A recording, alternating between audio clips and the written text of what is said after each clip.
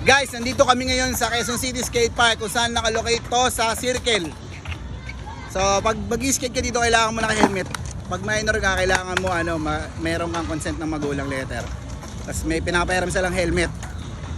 Ano masasabi niyo sa Quezon City Skate Park? Ang ganda. Ganda? Ganda sobra. Sobra maganda. Yung Mainit lang, mainit. Mainit. Mayor, palagyan natin ng aircon tong skate park mo. Mayor, palagyan mo to ng aircon. Aircon daw, Mayor, narinig mo. Laki ng puno dyan. Ayun, Mayor next time sana may aircon na tong skate park.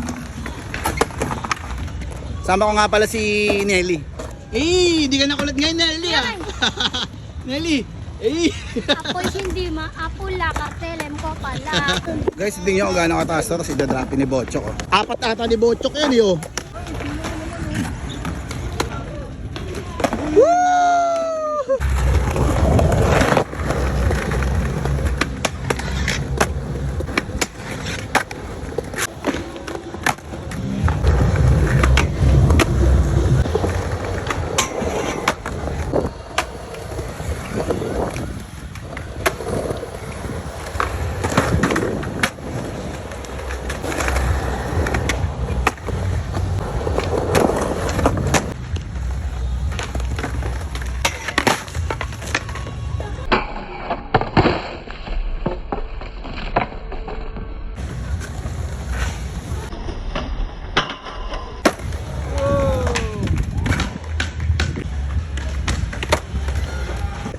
Unbelievable, my friend!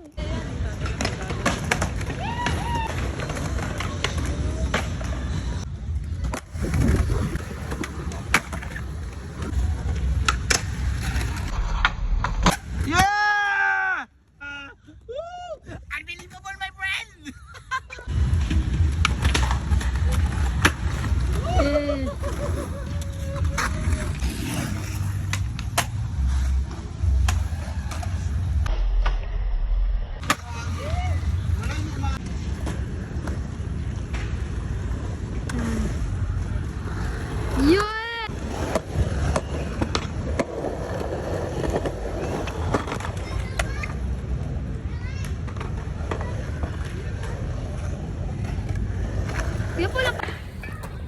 Nag-vlog ako kuya kaya.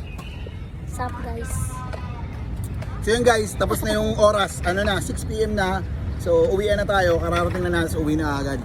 Let's go! So yun guys, tapos na ang ating oras at time na. Tayo mag-uwi na.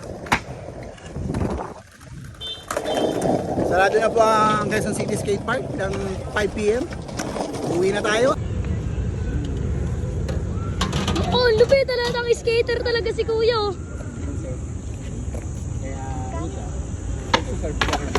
Longboard lang? Chok, ano sabi mo, Chok?